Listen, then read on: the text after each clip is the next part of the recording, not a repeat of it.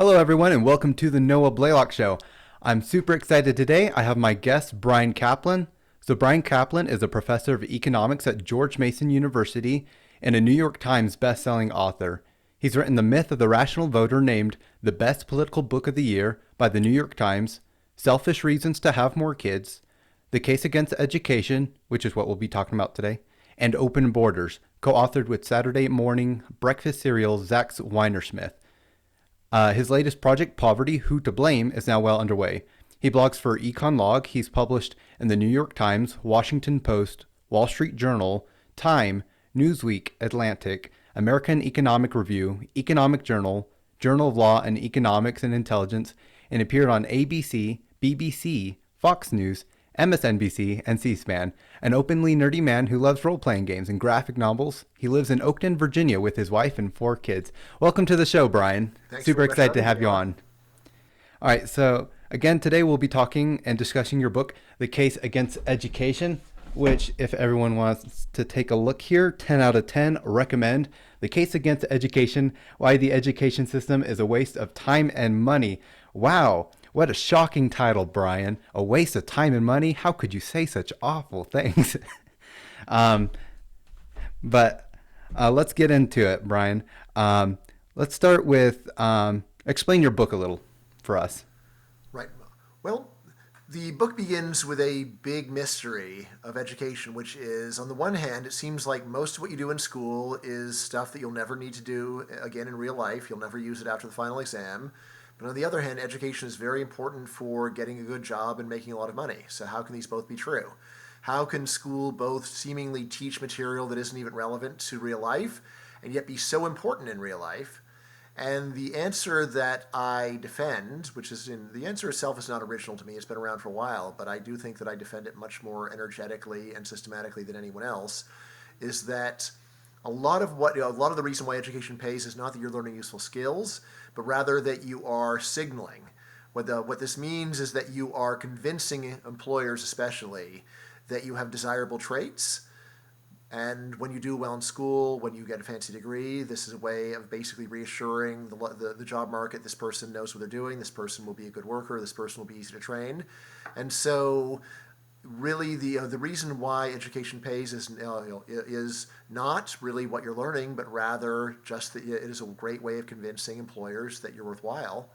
Now, from the point of view of an individual, it doesn't really matter very much why exactly it is that education pays, but the place where the subtitle of my book comes from, The Waste of Time and Money, is that from a social point of view, this is very wasteful because the more credentials everybody gets, the more everybody needs in order to convince employers that they're worthwhile.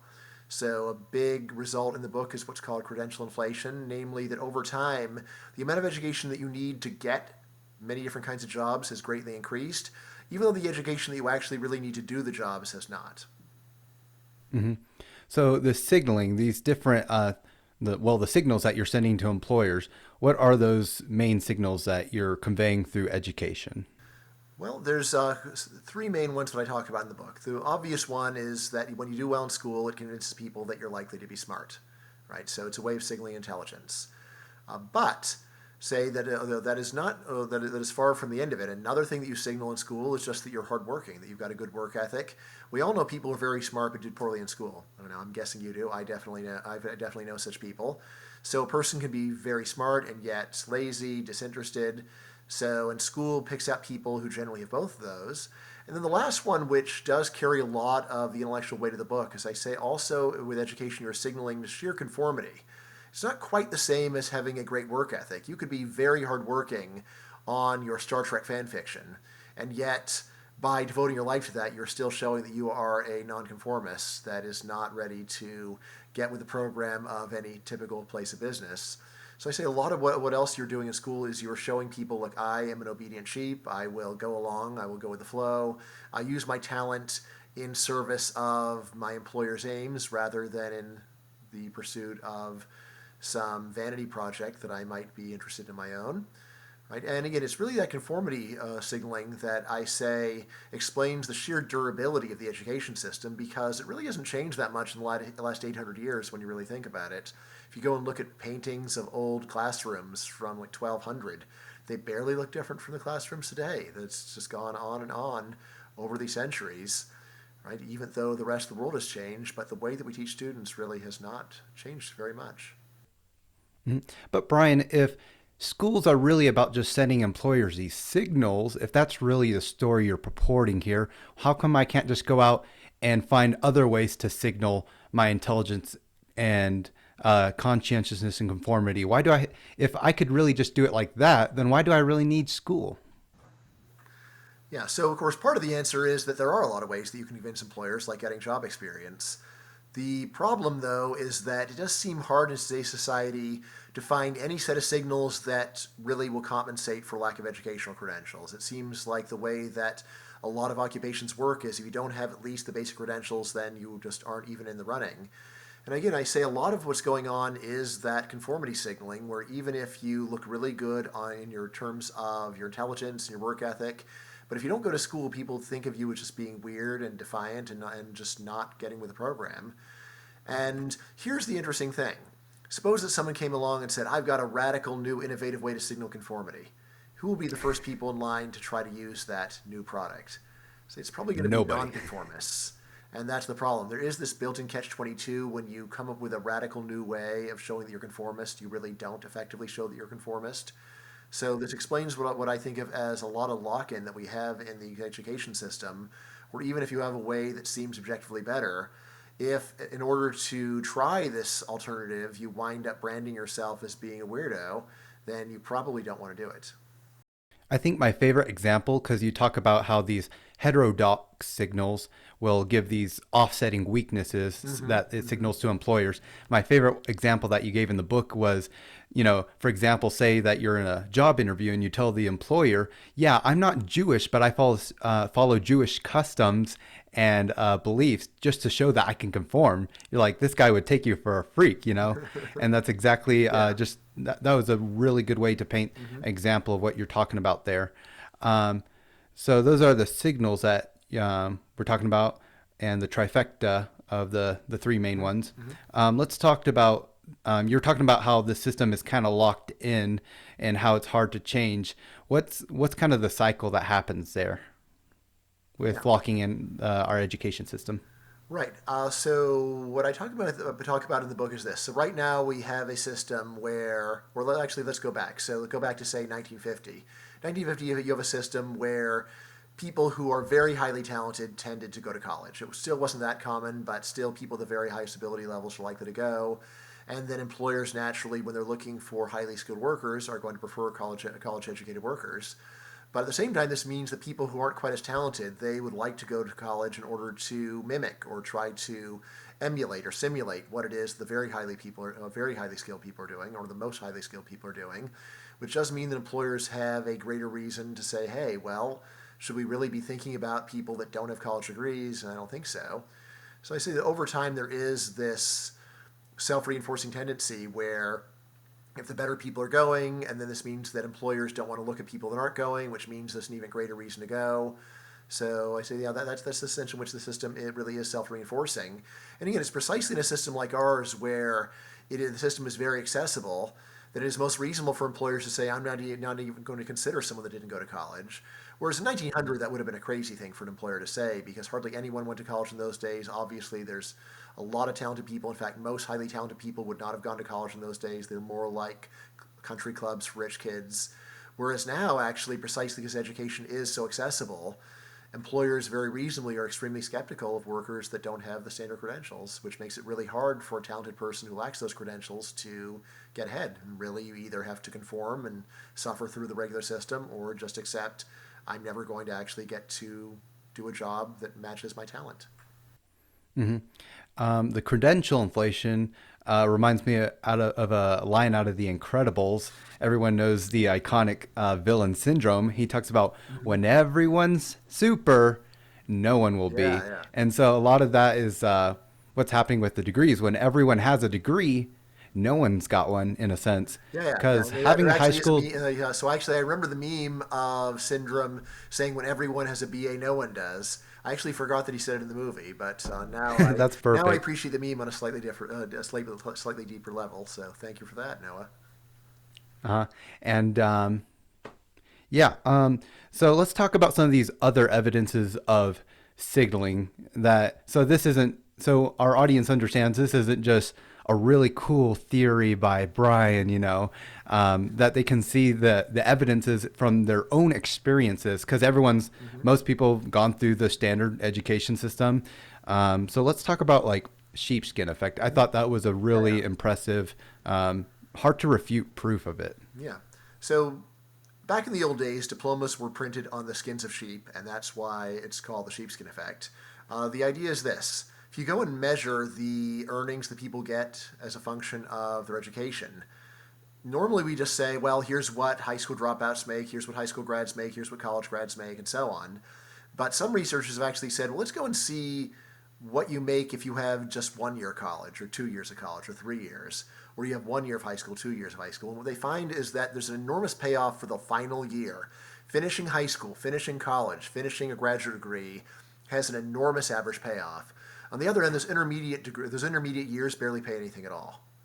Right? So just having 1 or 2 or even 3 years of college doesn't make you earn that much more than a regular high school graduate. But that fourth year, pow, massive increase in your earnings on average. And again, the same thing to a lesser degree for high school. Just finishing 11th grade barely does more for your career than never having gone to high school at all. But finish 12th grade and things look quite a bit better for you. So now, as to what this has to do with signaling, well, here's the thing: do we really reserve the actual practical job training for senior year? Is that your experience? When you're in high school, is it like useless, useless, useless, and then senior year, now I'm going to teach you useful job skills?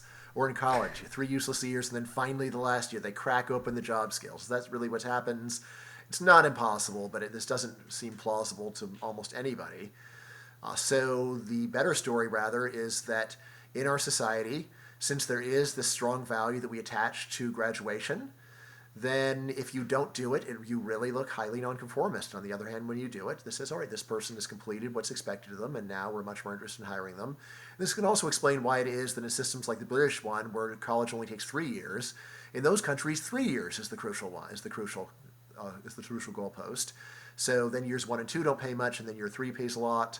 So it really just depends upon what is normal in your society, and then if you want to signal normality, you've got to go and jump over that standard hoop. So that's the sheepskin effect. Hmm.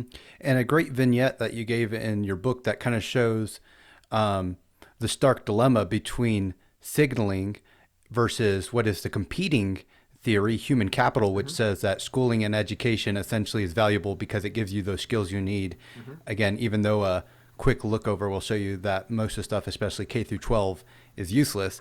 If you're on your way to your last day of school, and this is Mm-hmm. adapting a little bit for the K through 12. But if you're on your last day to your senior year, you have that last test to graduate to get your high school diploma, but you're on your bike, you crash, and you're not able to make it in time for that one last test, but you knew all the answers. Mm-hmm. But that one test is the difference between you getting that diploma and not.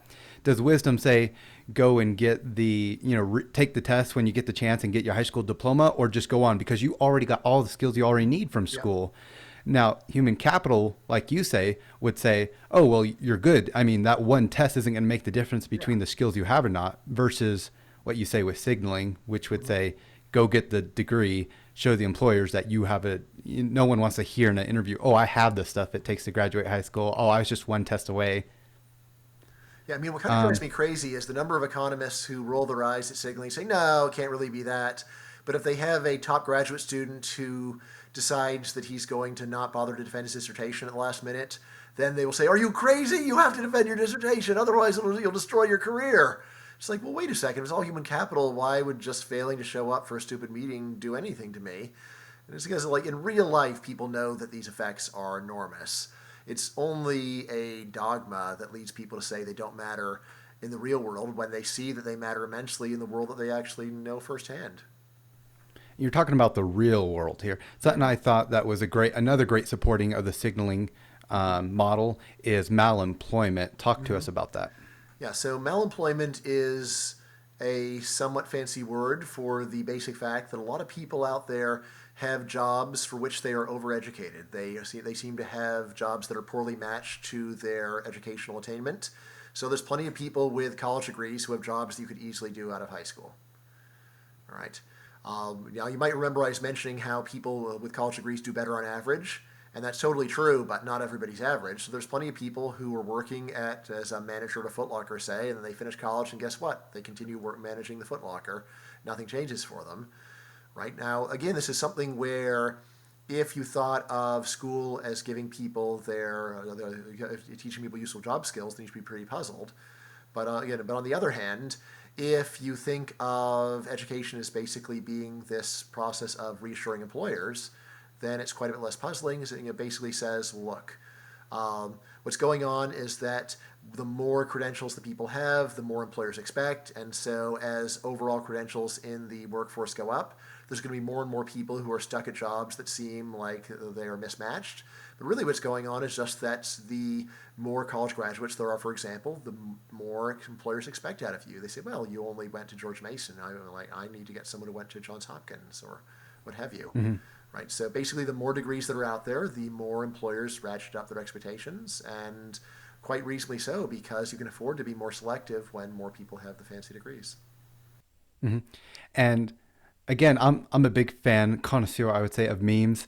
There's one where I've seen it go around. It's quite popular. It's like it's just text where it's like, yeah, I was working at my waiter job where a party came in and celebrating. He's like, oh, what are you celebrating? He's like, oh, I graduated with my degree in English or something. He's like, and he the waiter is like, oh, that's awesome. I have the same degree. Yep. And so here they are, celebrating the job that Hmm. he went to school to do, and then here he is as a waiter with that degree. Right. So I Right. just Now, thought it now, was a again, when you hear that, it's very tempting for people to say, well, like that's just because he didn't really do his work or didn't really learn what was going on. But here's the striking thing: if we go back to 1950, there are basically zero waiters with college degrees. It's not merely that some people go to college and then they don't really learn very many useful skills. Back in 1950, even English majors did not become waiters because the degree meant a lot more back when fewer people had it. But now there's so many people with college degrees that it makes perfect sense for employers to say, hey, well, if this is a fancy restaurant, you got to have a college degree.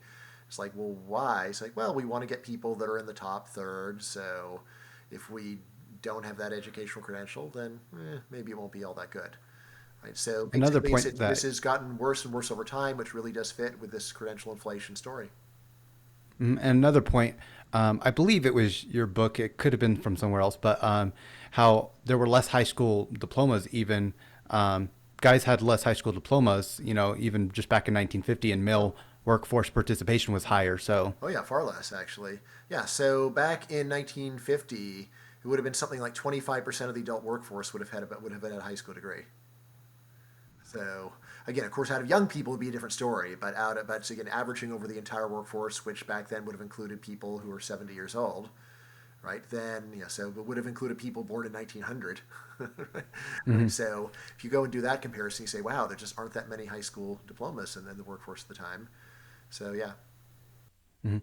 Let's move on to curricular irrelevance. So a lot of times I bring up this, and I'm sure you've experienced this as well, where we talk about the uselessness of the curriculum. For example, I almost failed Spanish, and I remember almost nothing, and I could go on with the other stuff in high school. But as soon as you bring that up, people will say, okay, maybe the subject matter isn't necessarily important, but you in school you learn how to think, you learn all these. You increase your intellect and stuff like that. What's your response to that, Brian? Yeah, well, it's a very interesting story. I've heard it for almost my entire life. It's not immediately crazy to hear about, but at the same time, it's something where you might want to check and say, well, is it really true or is it just wishful thinking? And I did check. So there's a whole field of educational psychology that has been spent about a century trying to measure these learning how to learn effects, or however you might call them critical thinking effects, or thinking skills. Anyway, the main punchline out of about 100 years of this research is that it's very hard to find these effects, right? And in general, learning is highly specific. People are not good at applying what they've learned to different contexts. And so, actually, while we might like to believe that there's a lot of learning how to learn, there's just very little sign that it happens in the classroom. Obviously, some people can do it, but it's just so rare that we really just barely detect it when we go and study it. Hmm. Right, and And the that's analogy that interesting. I use, by the way, is so like people say, well, that doesn't make sense because the brain's a muscle. If you use the brain, it's going to get stronger. It's like, well, look, let's run with this muscle analogy. So if you want Mhm. to go and increase the strength of your legs, what do? Do you go and do bench presses? No, if you want to increase the strength of your legs, you do exercises with your legs. If you want to make your arms stronger, you do exercises with your arms. In fact, you want to exercise exactly the part of the arm that you want to get stronger. So it's not really all implausible when you think about it, because what this research is saying is that when you study a subject, you get better at that subject. That area gets stronger, but it's not like it makes your entire intellect stronger. It just means that you're better at doing that thing, right? So, like when I'm teaching my younger son math, and he got a lot of brainwashing in school, and they're always saying, "So this is making me smarter." I say, "Yeah, probably not. It's just teaching you how to do math." Right? It's like, well, then Hmm. it's useless. No, it's not useless. It's good to be able to do math. Like a smart person who doesn't know math is a much harder time in life than a smart person who does know how to do math. So that's why we're going and learning the math. But it's not to go and get a brain that bulges out of our head or something like that. That's not going to happen. Hmm. And that muscle analogy leads us right into our next point, because if you stop working out, Mm-hmm. any muscle or all your muscles, they atrophy. Mm-hmm. People who sit in a bed for a long time, when they're sick, they end up, losing muscle mass and have to work that back. So it seems to me that what little people do end up learning in school would be even proved further useless, because if they're not using these things later in life, what little they gain, they're just going to forget. Yeah, of course. Yeah, so I think it's just a blog post. I can't remember if I mentioned in the book, but the blog post is called "The Iron Laws of Pedagogy," and the iron laws are: first of all, students learn only a small fraction of what they are taught. Second of all, students remember only a small fraction of what they learn.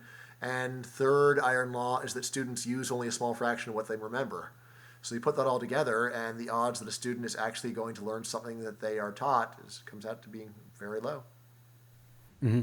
And I went and, as I was reading your book, I went through and looked at my high school transcript, looked at Oh, all my nice. classes, and divided it up into time.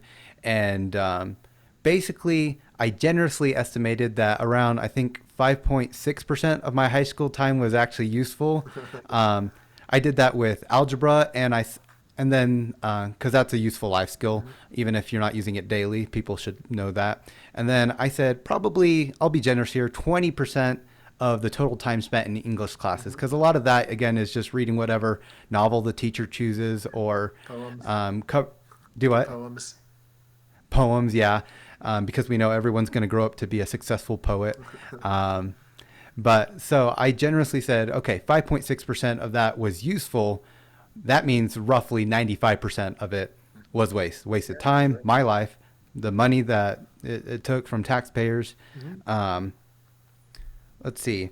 So, and then also you talk about there's a gap between the skills learned and skills used on the job, and that most people end up learning how to do their job on the job itself. Mm-hmm. Yeah. Well, I mean, again, if you just take a look at how few useful skills are taught in school, and yet look in the world and see people do know how to do their jobs, obviously they learned it somewhere, and where else is it going to be except for on the job? So, I mean, this is a standard experience of almost anyone. They finish school and you show up on the job, and then you don't actually know how to do what you're going to do. And then how do you learn? You learn the real way by doing, right? So this is obviously true for something like a pilot, where like you could be in school, you get a PhD, doesn't mean you know how to fly a plane. And how do you actually get people to teach people how to fly? Well, you just put them out in the flight simulator and maybe give them a little lecture, but mostly they just start learning by doing. And then once they're good enough in the simulator, then you go and put them in the real plane with a flight instructor and to tells them what to do, what not to do in order to avoid killing the two of them. Then finally you get enough practice where you can do it, right? And really, this is the way almost every job actually is. I mean, the only jobs that you might say are ones that you do learn how to do in school are, in fact, to be a teacher of a subject, where really you are just emulating the person that taught you. And it is, by the way, quite striking how many professors simply teach the same class that they were taught when they were in the student's situation. So there's that. Although even there, you might notice most people who are professional educators aren't actually very good at pedagogy. There's many classic problems of pedagogy. I mean, one of the biggest ones just being assuming that the students already understand the subject. So there's a theory of mind problem of I need to explain this in a way that would make sense to someone that doesn't already understand it, and yet so many teachers will explain things in a way that would only make sense to someone who did understand it. Hmm. All right. So let's see. Schools are mostly sending these signals. We're not actually learning anything useful for the most part. We're not learning how to do our future jobs. We're not even learning how to think. But at least but Bryan, maybe at least our children are learning how to be disciplined and socialize at schools. At least they're doing that much, right? Yeah, well, what I say is that's again very reasonable. And if it's a comparison between staying home alone in your basement versus going to school, then I'd say obviously school probably is doing more to teach you socialization and discipline. But sitting at home alone in a basement is not actually the obvious alternative to school. In fact, historically and around the world, it's not the alternative to school. Historically and around the world, the alternative to school is work. And guess what? Work also teaches socialization and work also teaches discipline. So it's not really an argument in favor of school compared to what is the relevant alternative, which again I say is actual work. Mm-hmm. All right. So let's talk about selfish and cultural returns to education. So, what is being gained from America's education system as it stands currently for both the individual selfishly and for society as a Yes, whole? yeah. So I think you mean selfish and social returns, not cultural. Yes. Yes, that's Yeah, you're so I right. mean, I have one chapter when I just say, let's just look at it totally selfishly. And this is where education turns out to be pretty good, although still overrated. How so? Well, what I say is that education is, in fact, a good investment for people that are good students. Why? Because Hmm. so much of the, so since because of the sheepskin effect, so much of the payoff for education is finishing. This means that people that that are likely to finish education generally get good returns on it. At the same time, over people that are statistically unlikely to finish, and that's actually pretty predictable before you start college, they generally get a very poor return. So that is what it comes down selfishly. So you go to school, it helps you get a better job as long as you finish. For people with a high probability of finishing, then school is a good investment. For people with low probability of finishing, it's not. For Hmm. social payoffs, however, and that's where the signaling model comes in, that's where I say that it is pretty much a bad deal across the board. It is not a good use of taxpayer money because once you remember that a large part of the effect of subsidizing education is just increasing credential inflation, so it's actually not yielding the social gains that you would naively hope. Once you do that, then I say it turns out that virtually every single category of education is wasteful right now. Of course, if we had less, then eventually the payoff might rise enough so that it then would start to become worthwhile.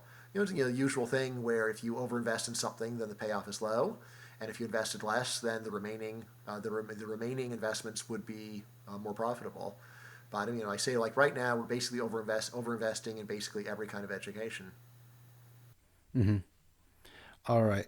Um, let's see. You talked about a couple different things here. There was job satisfaction, happiness, the agony versus the ecstasy of learning, health, tuition, crime. What are some of the effects of education on those as again as it stands? And are we really seeing as many benefits as we think we are, or is a lot of this just illusionary? Yeah. So of all the ones that you mentioned, the one that comes out simply to be very large is the effect on crime. And then a lot of what I do is go through it and say, is it really as big as it looks? So here's the thing: if you go and look at U.S. prisons, they are very heavily occupied by males who did not finish high school. So male high school dropouts, I think, are like 65% of the prison population. And of course, not only do prisoners cost taxpayers money to imprison them, but they also, and to a much greater extent, they burden society by predating on them. So by with violent crime, with property crime, and so on, right? So anyway, what I did there is putting in estimates like what is the actual total, not just the financial cost to the Bureau of Prisons cost of crime, but counting in all of the actual damage that criminals do. If we put that all in, and then if we go and try to figure out, well, how much is school actually reducing crime? And by the way, almost all of that is from high school graduation.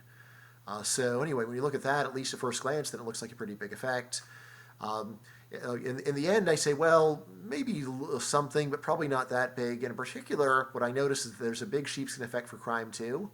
So it seems like years 9, 10, and 11 of high school do very little or nothing to reduce crime. It's only that high school graduation that seems to reduce crime, which again suggests to me that it's really that when you there's a big payoff for crossing it, but it's more along the lines of if you get your high school degree, then a lot of doors open up to you as a result of this conformity signaling, and so those people are a lot less likely to do crime. Whereas for everyone else, then they're basically lumped together, and there's very little effect. So, and again, once again, if that's true, then You might be tempted just to hand out free diplomas to everyone and say, hey, this will end crime. Everyone gets a diploma. But again, that's missing the whole point of credential inflation, which is that the more people have the degree, the less it means. Right. So, but anyway, so like out of all the ones that I looked at, that was the one where it seemed to be plausibly the largest. And then for the others, most of them seem to be quite a bit small, quite small, or maybe just non-existent. Like a lot of people have talked about like the way that people who have more education are happier, and at minimum, it seems like if there is such an effect, it just comes from the higher earnings. It's not, so there's actually some evidence that people who have more education are less satisfied with their jobs holding their income fixed, which basically means that education, if this is right, that education raises your expectations. So think about this. If you have a PhD and you're driving a cab, how do you feel about your job? Probably feel bad about your Crappy. job, right? Yeah. Because you feel like I should have some great job, but I have this bad job. Um, so actually now I feel bad about my job. So anyway, that's something else that I talk about. So I mean, it is true that on average, the people with more education are happy with their jobs, but statistically, it looks like that basically comes down to they make more money and the money makes them happy. But the idea that you get more education, you get a job that's just more intrinsically satisfying. That's true for some people like me. I couldn't have this job as a college professor if I didn't have my PhD. But it seems like there's a lot of other people who are experiencing the other side of this, who are disappointed with their job because they have too much education and it makes them feel like it's not a good job. Mhm. All right. So we've talked about how a lot of the material is useless, how children don't retain anything, and how the system is broken, and how um, there's just credential inflation and all this stuff, and how the biggest net effect of the education system seems to be a somewhat reduction in crime. Okay, so there's a lot of issues, a lot of flaws, but Bryan, the education system, it's just poorly funded. If we just had more money, if we were just as funded as well as the US Army, then we would have everything we needed to fix the education system, Yeah, right? education is funded better than the U.S. military at this point. So I think What? yeah, we do spend more on education than we do spend on the military, actually. Um, in any case, so once you buy what I'm telling you about credential inflation, then just saying that if we spend more money, this will solve the problem, it just does not make sense. Right? Again, the whole idea of credential inflation is that when you encourage education with more spending, people get more, and then employers expect more for the very same job. So to say like you can't really absorb credential inflation and then just think that spending more money is any kind of a solution that is the problem. Um, now, but in any case, even all that aside, what I would say is, look, why would you ever consider giving someone more money when they're wasting so much of the money that they currently have? Right? And this really has nothing to do with signaling or even much of anything that I said in the book. It's just a matter of look at what they're doing with the money they have, and if they are not using it well, then you should tell them to use it better rather than ask for more. So, like a really obvious example is foreign language instruction. So here I do construct some data on the fraction of Americans who say they learn to speak a foreign language very well in school. It's about 1 in 100 Americans say that they learn to speak a foreign language very well in school. This is probably a big overstatement because people are going to exaggerate how much they learned. It's kind of embarrassing to say, yeah, I don't really remember anything. But anyway, so you might say, well, it's just because we're not doing enough with foreign language instruction. They're already getting about a typical amount of about 3 years. Well, there's 3 years for people going to college, probably 2 years for people aren't. So if in 2 or 3 years you can't actually teach anything notable, then to say we just need more money rings pretty hollow. It's like, how much time do you think we're going to pour into this? How much money should we put into this?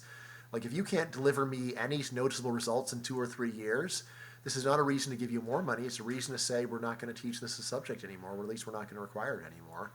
And I say we see very similar things for a great many other areas of education where it's not that we're not trying very hard, right? We're putting in a lot of money, we're putting in a lot of time, but just the yield is very tiny, right? Which to me is a sign of the system is just deeply dysfunctional. Or again, just to step back a little bit, what I say is, look, either it's very hard to figure out a way to do it better, or the system is just so dysfunctional that when there's better ways to do it, it just doesn't adopt them. My honest view is actually that there are many very well documented ways of improving pedagogy and improving learning, but we don't do them because teachers are not evidence based. They're not interested in actual experiments, so they'd rather go with the latest fad or philosophy than with humbling themselves and saying, well, what does the data say? Right? So I think that's a lot of what's going on. And, another part is actually that the most effective methods are not fun. So, like one very effective method of improving learning is a daily test. Every day we test you and we tell you if you tell you whether how well you are doing. Today you received a D. You didn't do well. I thought you should know. All right. And I will say, as a professor, I don't want to do this either because it's like, I don't want to have to go and do this and grade the stupid tests and then deal with the disappointment of the students. Isn't it easier if we can just pretend until the final exam that everyone's doing great and then at the end I can give a bunch of them C's? Isn't that a better way of doing it? Not for learning, it's not. Although it does make the professors' lives easier. And again, probably the students actually like it too because they would rather have most of the semester be feel good and then at the end there's a disappointment than to be constantly told, hey, no, not good enough, not good enough, not good enough.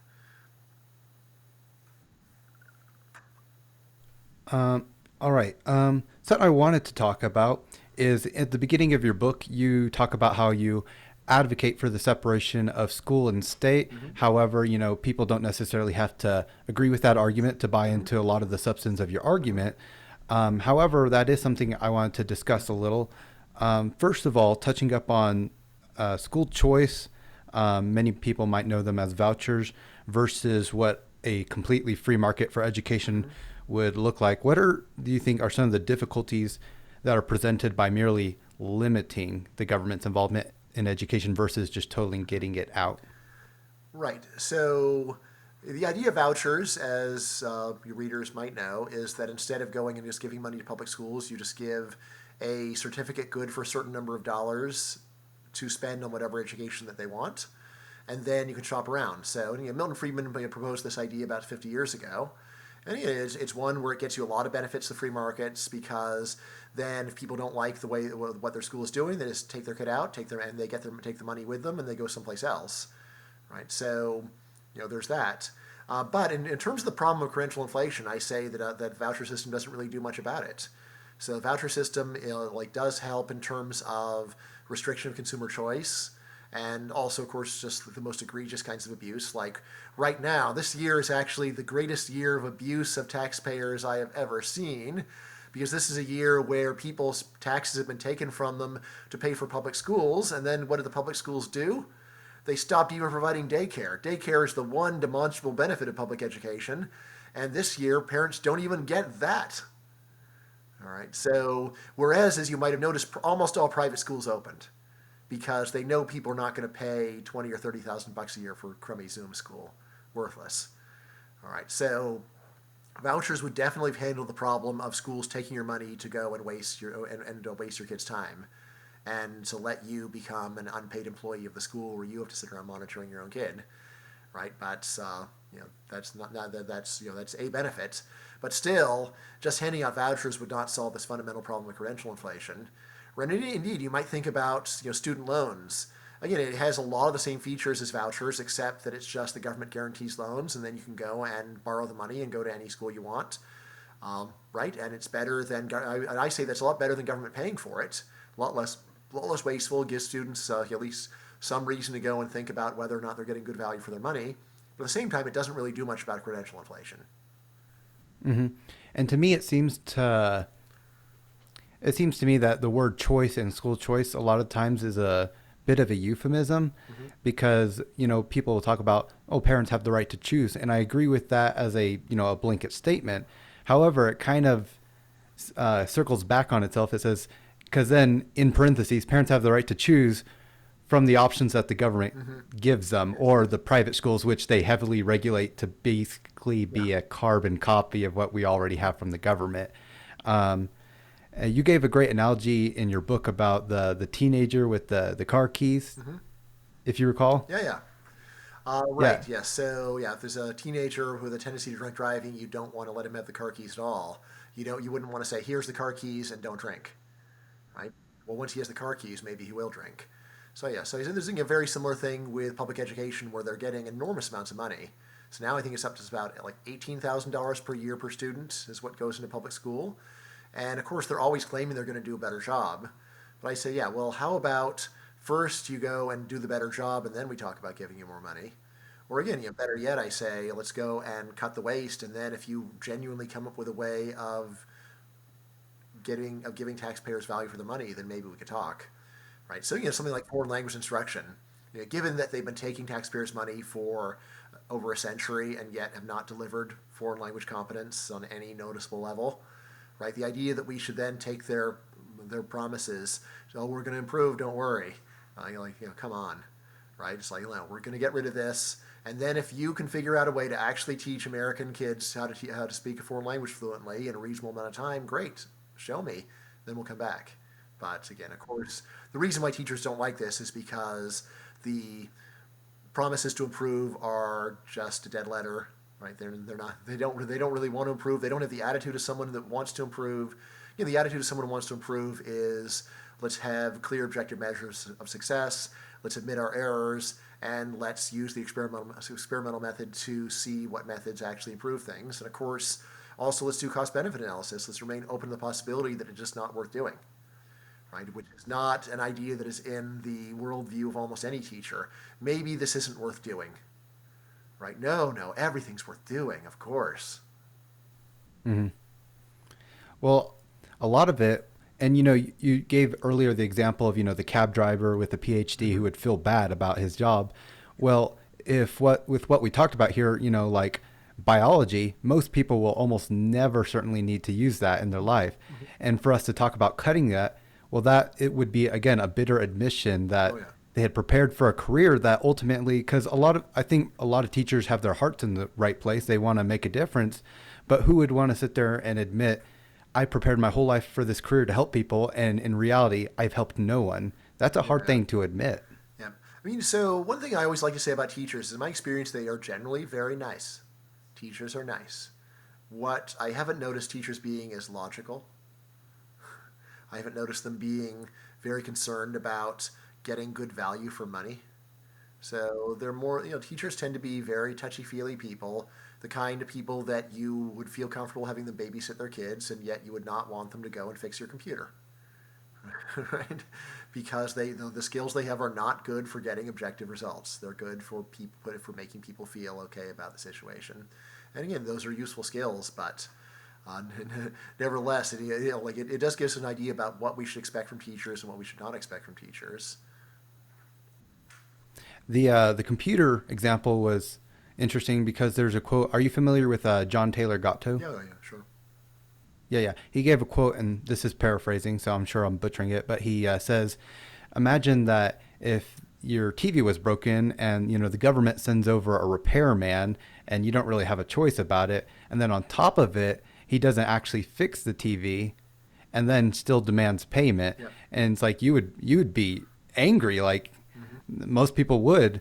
And then it says, so why are you so complacent when the government comes and demands that you hand over your child to a government worker Yeah. called the teacher? And, what we've seen with these results, basically, and you gave a lot of stark information in there about how much adult Americans really know in terms of Mm-hmm. literacy, numeracy, and the stuff that they teach, they know almost nothing. Mm-hmm. Yeah. So so if you go and look at the literacy and numeracy of American adults, yeah, it's at least quite low.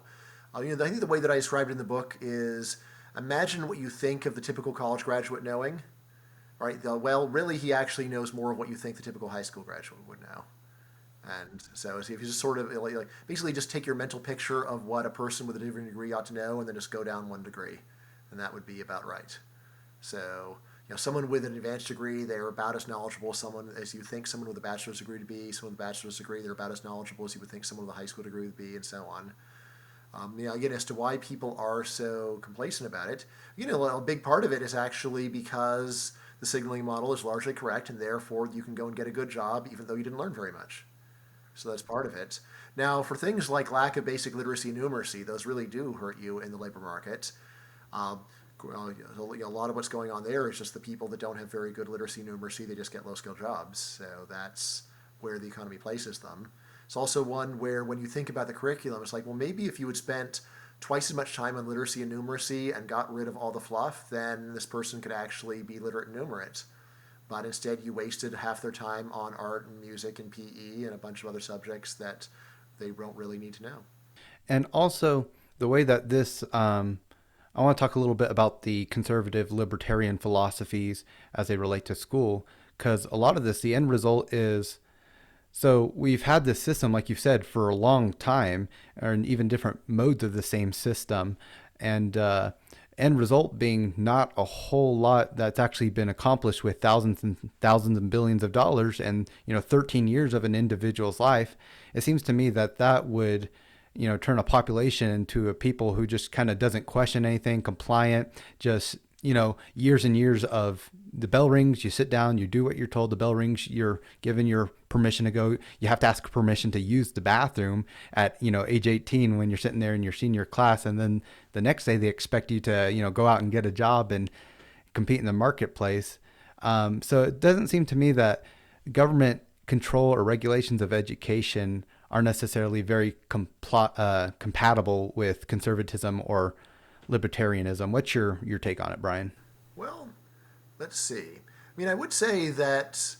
Remember, we were talking earlier about how the idea that schooling teaches discipline, and I think there is something to that. So, not being able to go to the bathroom whenever you want, well, that actually describes a great many jobs. If you're working at McDonald's, you can't just go to the bathroom anytime you want. If you're a cashier at a store, you can't just go to the bathroom anytime you want. At least it's an issue. You've got to get someone to cover for you. So, I mean, a lot of the regimentation is actually preparing people for real life.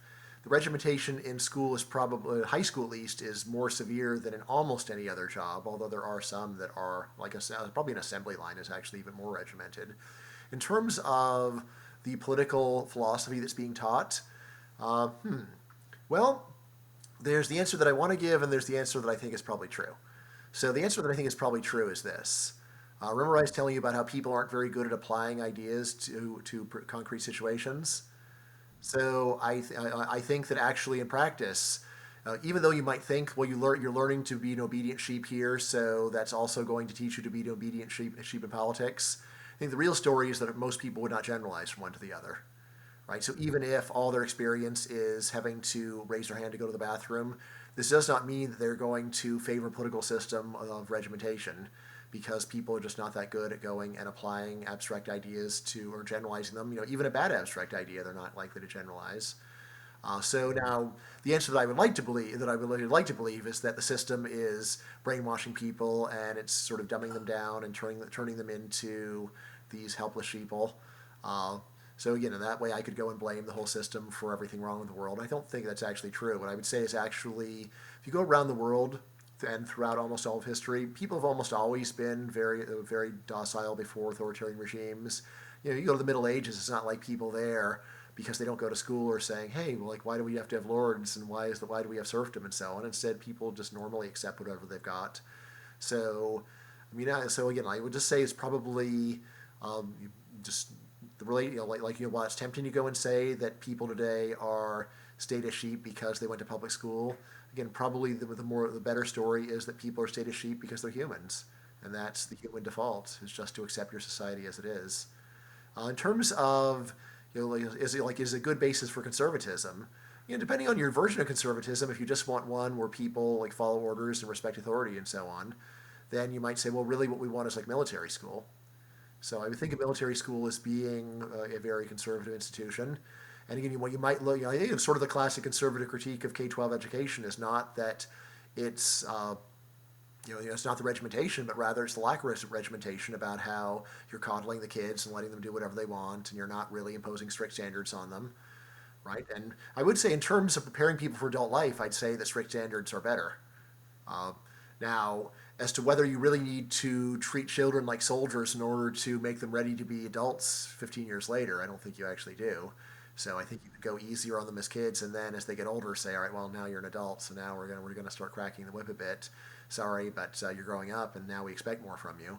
So that's more what I would have in mind. But yeah, but anyway, so it's complicated, but I'd just say the main background story is that people in almost all societies are obedient subjects to their governments, and this includes societies where they don't have any public education at all. So I don't think you can exactly blame public education for that. I mean, you might say, well, if only in education we're constantly trying to tell them about how great freedom is or something like that, so that would be different perhaps. But even there, I mean, I think you could probably go and give kids endless lectures about the value of freedom, but then if you go and say, okay, so what do you think about letting people do human challenge trials for vaccines, I don't think maybe we'll say, well, freedom would say yes, so yes. Instead, people just are not good at generalizing from abstract principles to concrete cases, and especially doing it spontaneously, where you teach them about freedom, and then 3 years later they say, "Oh yeah, freedom, right, right." I wish people would do it, but they don't. Very rarely, anyway. And last thing, let's touch up on, because you talk about separation of school and state, and a lot of people can't really picture that or understand it, or like what could be the potential upsides. So I just kind of wanted to leave it open ended. If there's anything you think people should consider, or just any points you want to make about it. Well, let's see. I mean, in terms of separation of school and state, so I know that it's an extreme position. Hardly anyone agrees with it. The most extreme that you're lucky to get people to is a voucher system. And what I would say there is, at minimum, vouchers for everyone. It's gross overkill because most people could afford to pay for their own kids' education. So why would it make sense to go and have government pay for everyone's education and raise taxes to the high level necessary to do that, when at least you could say, well, look, government will only pay for, or will only provide a voucher for a small number of very needy kids, right? But again, then once you're at that point, then it's like, do we even need it for this? Could we just do private charity to handle the small number of needy kids? Maybe that would be doable. So I would say I think that people are very quick to dismiss this, but it's a much better idea than it seems on the surface. And again, like in the same way that separation of church and state would have seemed pretty crazy to people 300 years ago, and like how a church even exists unless government supports it, and yet it turns out that it's totally doable. Turns out it's totally doable, and churches can survive by on the basis of private donations and also occasionally charging some fees for certain things. And by going and finally cutting the cord, you do get this benefit where government just is no longer involved, and we no longer have to worry about what should the government policy be on this. We really just stop debating it. I mean, just the idea that we could just stop debating education, like the debate ends. Right now, we just have very little debate on education because it's like, well, each church decides what it wants to do with itself, and no one else needs to worry about it much, and then we can stop talking about it. Right? So I think there's a lot of value there. Right? I mean, the idea that debate is just an affirmative good, it's like, no, not really. It's more of, at best, it's a necessary evil. Once we're making a common decision, we've got to argue with each other about it. But if there were some way of just making it the kind of thing that we didn't need to argue about anymore, that seems like a big benefit to me. Mm-hmm. All right. I think that about wraps it up, unless there's any last things that you'd like to interject. Let's see. Well, I mean, let me just hammer home that point that I was making before. I mean, occasionally people say things like private and public education are basically the same, and in some ways this is true. Like in terms of the curriculum, there just isn't that much difference between public and private education. But during COVID, we have seen an enormous difference. Namely, public schools stay closed and private schools stay open. What's the difference? The difference is that people will not pay their own money for Zoom school, but taxpayer dollars, on the other hand, will be used to go and let teachers not do their job. Right? So this is a very important difference between private and public education. I mean, I remember early on I heard people saying, oh, well, we see that schools are just staying closed because people want them closed. Well, in that case, why are the private schools open?